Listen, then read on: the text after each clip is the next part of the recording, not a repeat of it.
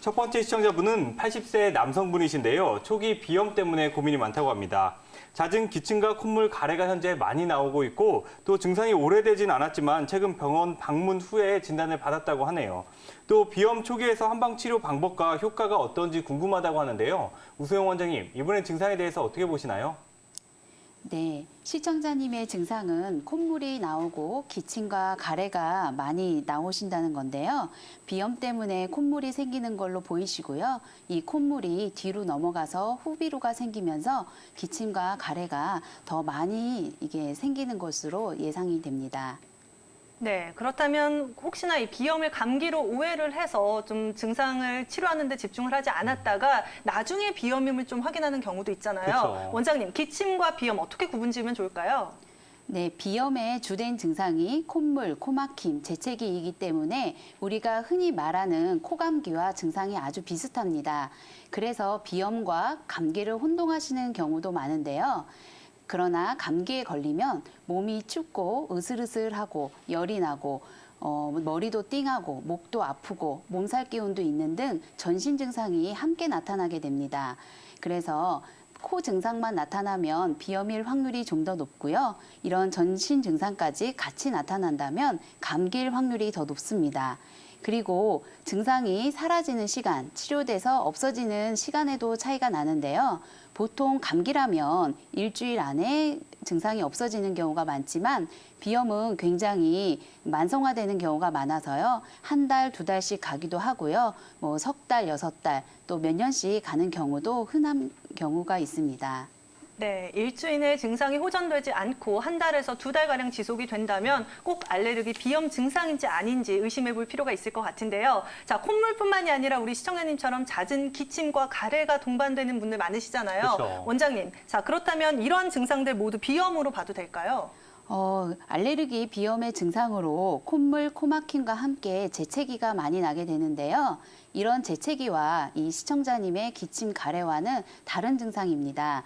시청자님의 증상처럼 비염이 있으면서 기침과 가래가 있는 경우에는 코가 뒤로 넘어가서 생긴 후비루가 그 원인인 경우가 많은데요. 후비루란 코 뒤쪽에서 생긴 끈적끈적한 콧물이 콧구멍을 통해서 앞으로 빠져나오지 못하고 목 뒤로 넘어가면서 목을 자극하게 되는데요.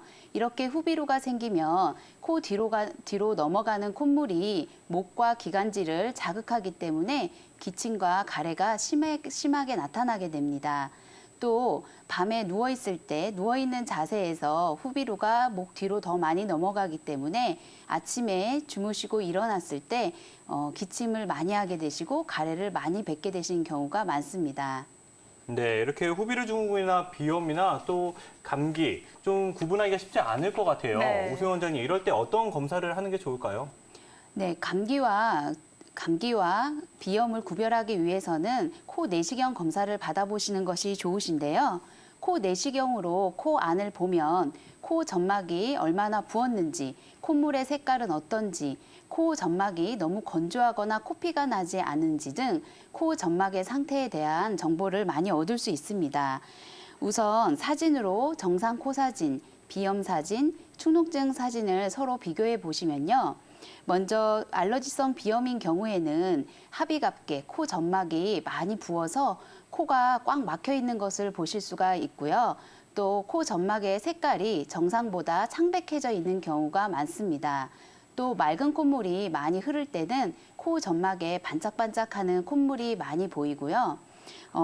코 점막이 건조해져서 콧물은 심하지 않은데 코막힘이 심한 경우라면 코 점막이 건조해져 있는 것도 코 내시경 검사로 확인할 수 있습니다. 마지막으로 축농증도 우리가 꼭 CT를 찍어보지 않아도 코 내시경 검사만으로도 알 수가 있는데요. 축농증이 생기면 코 내시경 검사상으로 노란 콧물이 흘러나오는 게 보이고요. 특히 중비갑계 틈새에서 노란 콧물이 많이 흘러나오게 되고요. 환자분은 얼굴에 은근한 통증이 있으시다든지 누런 콧물이 빠져나온다든지 콧물이 또 뒤로 넘어가는 후비루 증상도 더 악화되게 되시니까요. 코 내시경 검사를 받아보시면 비염인지 축농증인지 일반 감기인지를 확인하실 수 있으십니다.